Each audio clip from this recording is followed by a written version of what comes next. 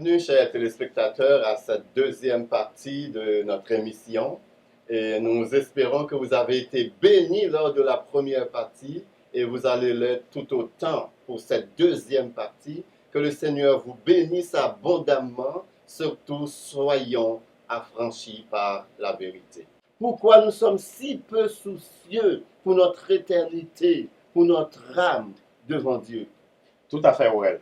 Lorsqu'on regarde dans le livre de l'Apocalypse, lorsque Yahshua a présenté les 7 églises, malgré ces églises-là, c'était des églises qui étaient sous la puissance du Saint-Esprit, Yahshua les avait dit à chacun des dirigeants de ces églises-là, faites attention, vous avez fait de bonnes choses, mais il y a des choses à corriger pour amener l'Esprit de Yahweh à l'intérieur de l'église.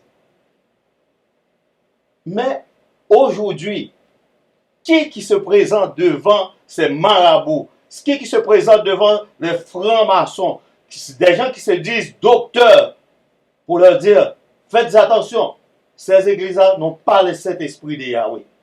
Malheureusement, il n'y a personne.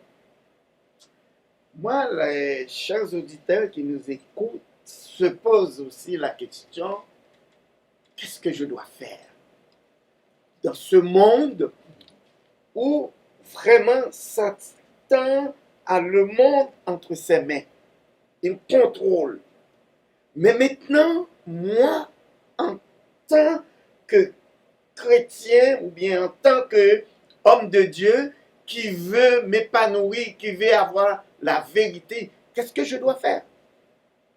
Alors, ma question est à vous, monsieur Aurel. Oui, qu'est-ce que je dois faire? Mais nous allons répondre selon la Bible, la parole de Dieu, la Sainte Bible, la parole inspirée de Yahweh. Tout le long de la Bible, le Christ nous montre que nous devons prendre des mesures préventives pour ne pas être séduits par Satan, emportés loin de la vérité, influencés ou possédés. Yahweh nous instruit par l'intermédiaire des apôtres. Je vais vous présenter l'apôtre Jacques dans ses livres, Jacques chapitre 4, versets 7 à 10. Jacques chapitre 4, versets 7 à 10. Soumettez-vous donc à Yahweh, résistez au diable et fuira loin de vous. Approchez-vous de Yahweh et il s'approchera de vous. Nettoyez vos mains, pécheurs, purifiez vos cœurs, hommes irrésolus. Sentez votre misère, soyez dans le deuil et dans les larmes, que votre rire ne se change en deuil et votre joie en tristesse. Humiliez-vous devant le Seigneur et il vous élèvera. Alors que la fin de cet âge est proche, nous devons reconnaître qu'il y aura bientôt une guerre des esprits dans les cieux, que Satan viendra sur la terre comme un lion rugissant avec des millions de démons qui l'aideront à séduire et à désorienter cette humanité qui rejette Yahweh. Si nous lisons dans Apocalypse chapitre 12, versets 10 et à 12, nous voyons cette vérité. Les Écritures nous avertissent encore que nous menons une guerre spirituelle contre Satan et ses démons. Yah nous inspirera à travers l'apôtre Pierre dans 1 Pierre chapitre 4, versets 8 et 9. Avant tout, ayez les uns pour les autres un ardent amour, car l'amour couvre une multitude de péchés. Exercez l'hospitalité les uns envers les autres. Et vous et moi, nous devons faire tout notre possible pour rechercher Yahweh, notre Créateur, lui qui avait écrit la Bible, la parole, où se trouvent les préceptes et le mode de vie de tout chrétien. Avant que mon frère Gilbert intervienne, pour aller dans la même lignée que frère Daniel,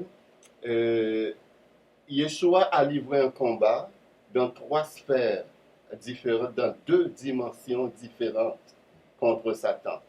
Il dit dans Luc chapitre 10, il dit « Je voyais Satan tomber du ciel comme un éclair » aux 70 qu'il avait envoyés. Il leur dit « Je vous ai donné le pouvoir de marcher sur les scorpions, sur les serpents et sur toute la puissance de l'ennemi et rien ne pourra vous nuire. » Mais il va ajouter, extrêmement important, mais cependant, ne vous réjouissez pas de ce que des démons vous sont soumis, mais réjouissez-vous de ce que vos noms sont inscrits dans les cieux.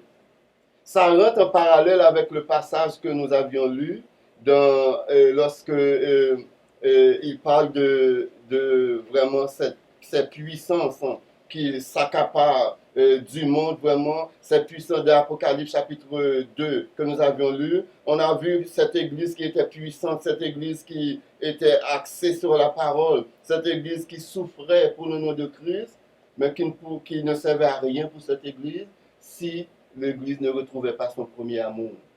C'est la même chose qui va arriver dans ce combat, dans 3 sphères que Christ a livré. Premièrement, qui a commencé dans le ciel. Il a shooté Satan, comme si on peut dire un mot anglophone. Il a lancé Satan, il l'a jeté dehors du trône de la grâce où il avait sa place, où il servait le Très-Haut. Et par la suite, Yeshua est venu sur la terre. Il a livré un autre combat qu'il a remporté sur la croix. Et lors de sa mort, la Bible dit, il est descendu dans les endroits inférieurs de la terre pour aller donner un message à ceux qui étaient rebelles du temps de Noé. Il a spécifié ceux qui étaient rebelles du temps de Noé et il fait référence exactement à ces races hybrides dans Genèse chapitre 6, lorsque les démons, il y a eu une invasion démoniaque où des démons se sont mariés avec des femmes humaines. Et dans ce temps-là, il y a eu des géants sur la terre. À la mort du Christ, il est descendu dans ces endroits-là pour aller proclamer à ces démons qui voulaient stopper une prophétie que l'Éternel avait faite dans Genèse chapitre 3, verset 15, lorsqu'il avait dit « Je mettrai inimitié entre toi et la femme, entre ta postérité et sa postérité, celle-ci t'écrasera la tête et tu lui blesseras le talon. » Donc Satan avait compris dans ce temps-là que celui qui va lui écraser la tête, c'est un être humain, c'est un descendant de la femme, en d'autres mots, un descendant d'Adam. Donc, il a voulu éradiquer complètement tous les descendants d'Adam en créant une race hybride. Et s'il réussit à remplir toute la terre que de la race hybride, cette prophétie, Genèse 3,15, ne s'accomplira pas parce que Dieu ne peut pas mentir. Dieu a dit c'est un être humain, Satan, qui va écraser ta tête et ça va être un être humain. Et Dieu, par le déluge, il a vraiment éliminé toute cette race hybride.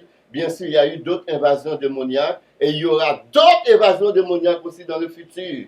Comme il dit dans Luc, ce qui arrivera du temps de Noé arrivera de même à l'avènement du Fils de l'homme. C'est-à-dire, il y aura aussi d'autres invasions démoniaques. Et il y a eu, dans notre temps, des invasions démoniaques, de sorte qu'aujourd'hui, il y a des êtres qui ont des formes humaines, mais qui n'ont rien d'humain. Ce ne sont pas des humains, ce ne sont pas des descendants d'Adam. Ce sont vraiment des êtres qui sont venus pour corrompre la race humaine et pour empêcher, parce que Satan était dans le paradis. Il jouissait de toutes les bénédictions de Dieu. Et lorsque Satan a chuté, il a pris pour tâche d'empêcher les hommes d'aller à ce lieu où il était. Parce que c'est un lieu de bonheur, de paix et de gratification. Que peut-on faire contre les esprits sataniques, les esprits démoniaques qui envahissent les églises? L'apôtre Paul nous instruit dans Éphésiens chapitre 6, versets 13 à 18. C'est pourquoi prenez toutes les armes de Yahweh afin de pouvoir résister dans les mauvais jours et tenir ferme après avoir tout surmonté. Tenez donc ferme et ayez à vos reins la vérité pour ceinture. Revêtez la cuirasse de la justice. Mettez pour chaussure à vos pieds le zèle que donne l'évangile de paix. Prenez par-dessus tout cela le bouclier de la foi, le casque du salut et l'épée de l'esprit qui est la parole de Yahweh. Faites en tout temps par l'esprit toutes sortes de prières et de supplications. Veillez à cela avec une entière persévérance et priez pour tous les saints. Le livre d'Éphésiens, dans Éphésiens chapitre 6, verset 13 à 18, comme l'apôtre Paul nous avait dit, quelles sont les armes que nous devons prendre contre les attraits du diable. Vous savez, Daniel, vous avez raison avec Éphésiens 6, verset 13 à 18. La plupart de nos téléspectateurs, la plupart des frères et sœurs, le problème qui arrive, on met de côté la parole. On n'applique pas la parole, on ne lit pas la parole. Alors, on devient comme une coquille vide. Vous avez, chez vous, vous avez un frigidaire complètement vide. Vous avez fait. Qu'est-ce que vous faites? Vous allez, Moisson Montréal par exemple. On fait venir chez vous de la nourriture. Mais on vous donne n'importe quoi. On vous donne n'importe quoi que la laitue qui n'est pas fraîche. On vous donne des œufs périmés. On vous donne de mauvaises nourritures. Quand vous allez avaler ça, vous allez tomber malade. Parce que vous n'avez pas en vous la parole. Quand vous avez votre frigidaire rempli, vous n'avez pas faim. Écoute, vous n'avez pas besoin d'aller, parce que vous êtes la lumière et vous allez chez les ténèbres pour aller chercher la lumière. Qu'est-ce que vous faites? Vous êtes dans l'erreur. Alors, chers amis, fais de l'Éternel tes délices. Fais Dieu ton ami. Parce que vous n'avez pas Dieu, c'est pourquoi vous allez le chercher ailleurs. Là où les gens ne pensent même pas à Dieu. Fais de Dieu ton ami. N'allez pas ailleurs, à gauche, à droite. Ces gens-là, ce sont des serviteurs de Satan. C'est pourquoi on dit, vous irez dans vos choix. Alors, le bon conseil, lisez la Bible, Éphésiens 6, et fais de l'Éternel tes délices. Va pas acheter Dieu. Ils ont Dieu à vendre. Et toi, tu as besoin, tu vas acheter. Tu vas aller chercher, tu vas aller acheter. Mais si j'en ai, je n'ai pas besoin d'aller acheter parce que j'en ai chez moi. Et Dieu, chez toi, et vous n'avez pas besoin d'aller acheter chez les Ougans. C'est bien dit, mon frère Gilbert. Et aussi, il faut dire que le Saint-Esprit, c'est notre guide infaillible. C'est pour cette raison, Paul va dire dans Romains, je le dis tantôt, chapitre 8, verset 9, « Celui qui n'a pas l'Esprit de Christ, il ne lui appartient pas. » Une église, un croyant qui n'est pas guidé par le Saint-Esprit, eh bien, tu deviens le jouet de ces bourreaux-là et ils vont t'avoir facilement parce qu'il faut vraiment le Saint-Esprit. Et le Saint-Esprit, il ne faut pas prier pour avoir le Saint-Esprit, il ne faut pas jeûner pour avoir le Saint-Esprit. Le Saint-Esprit est donné à tous ceux qui donnent leur vie à Yeshua. Il dit dans Jean chapitre 1er, verset 12, « Mais à tous ceux qui l'ont reçu, à ceux qui croient en son nom, il leur a donné le pouvoir de devenir enfants de Dieu, lequel sont nés non de la volonté des hommes, ni de la chair, mais de Dieu. » Donc, vraiment, l'essentiel, c'est vraiment de s'assurer que je suis un enfant de Dieu. Et si je suis un enfant de Dieu, Yeshua va dire dans Jean chapitre 10, il est clair là-dessus, « Mes brebis entendent ma voix et elles ne suivront pas un étranger. » Donc, si vous voyez que vous êtes en train de suivre un étranger, posez-vous cette question, êtes-vous de la brebis du Seigneur? Parce que le Seigneur ne peut pas mentir. Yeshua a dit, mes brebis ne vont pas suivre des étrangers parce qu'elles ne reconnaissent pas la voix des étrangers, elles ne reconnaissent que la voix de leur maître, de leur berger. Donc, la question cruciale que chacun de nous doit se poser, sommes-nous, suis-je de la bergerie du Seigneur? Est-ce que je suis une brebis du Seigneur? Et si je suis une brebis du Seigneur, Je suis rassuré parce que le bon berger veille sur ses brebis. Et il n'y a personne qui peut. Il dit dans Jean 10, verset 28, je leur donne la vie éternelle et elles ne périront jamais et personne ne les ravira de ma main. Donc si vous avez été ravis de la main de je ne sais pas de qui, mais ce n'est pas de la main du Seigneur parce que personne ne peut ravir les brebis de la main du Seigneur. Tout à fait. D'autres conseils qu'on peut vous donner, d'autres conseils. Faites-vous personnellement tout votre possible pour prier sans cesse, pour rechercher Yahweh sincèrement et faire ce qu'il vous demande de faire selon la parole, les 10 paroles et les principes, les commandements de la parole de Yahweh. Étudiez vous la véritable Bible, la Sainte Bible, la Bible que Yahweh lui-même a écrite avec ses propres doigts. Demandez-vous à Yahweh de vous accorder la compréhension, la force pour obéir à sa parole. Faites-vous tout ce que vous pouvez faire pour marcher avec Yahweh, comme ils l'ont fait avec ses serviteurs à travers les âges, comme les apôtres, nos exemples, ceux qui sont des exemples pour nous.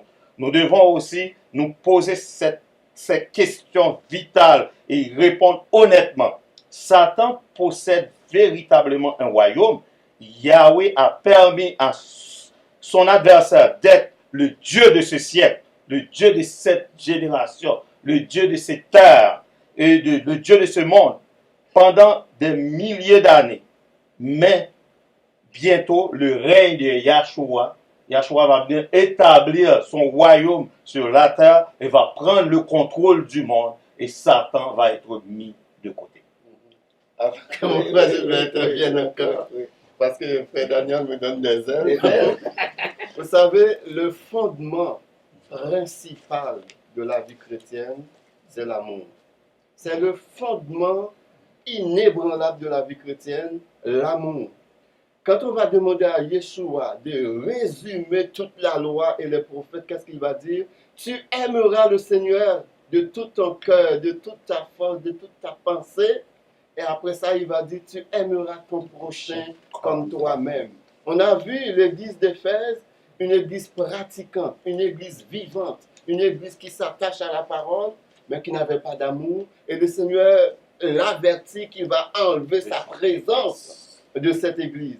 Donc, si on lit la parole, si on prie, on est de fervent de la prière, si on fait des miracles, si on fait des œuvres, si on fait des sacrifices, si on abandonne notre carrière pour aller en mission, si on fait tout ça, s'il n'y a pas d'amour, eh bien nous sommes dans le mauvais chemin parce que Paul va dire dans vraiment ce qu'on appelle une lettre d'amour, vraiment l'amour le plus profond, l'amour agapé, il va dire, si je parle le plus parfait langage, si même un ange va me prêter son langage, si je donne ma vie pour être brûlé, si je donne tous mes biens pour les pauvres, si je n'ai pas l'amour, cela ne me sert de rien. Donc, après avoir vraiment cherché toutes ces choses-là auprès du Seigneur, être attaché à la parole, passer du temps dans la prière, si on n'a pas l'amour, eh bien, on fait une fausse route et on va être surpris lorsqu'on va arriver devant le juge, il va nous dire, je ne vous connais pas. Absolument. Moi, j'ai une question par rapport à ce que Yahshua dit aux églises d'Éphèse et aux chrétiens d'Éphèse. Vous abandonnez vos premiers amours. C'est comme vous devriez retourner à la source. Mais qu'est-ce qu'il parle quand il parle? Qu'est-ce que si moi j'étais à la place de l'église d'Éphèse? Qu'est-ce qu'il veut me dire, mes premiers amours que j'ai abandonnés? J'aimerais savoir qu'est-ce que je dois aller chercher pour satisfaire à Yahshua. Le premier amour, comme qu'on voit dans la Bible, et Yahweh est dans les 10 commandements. Okay, les 10 commandements, Yahweh nous explique clairement, et c'est à travers la parole, le premier amour qu'il faut aimer d'abord Yahweh, notre Créateur, de tout notre cœur, de toute notre âme. Et il faut aimer nos prochains comme nous-mêmes. Sûrement, Yahshua a pu remarquer dans ces églises-là, au début, qu'il y avait cet amour-là, mais après, avec le temps, puisque les gens se sentent tellement bien, se sentaient bien dans l'église, ils ont peut-être abandonné cet amour-là qui est, selon les commandements de Yahweh, d'aimer d'abord notre Créateur et nos prochains par la suite. C'est comme a dit Daniel, c'est vraiment une église qui est devenue une église activiste. Une église qui a 1 million d'activités. Les gens n'ont pas le temps de respirer tellement qu'il y a des activités du lundi au dimanche. Mais à la base, l'amour n'est plus là. Et c'est comme, c'est une église qui peut grandir physiquement. C'est une église qui peut grandir en nombre. Mais c'est une église qui ne va jamais grandir spirituellement si à la base, il n'y a pas l'amour.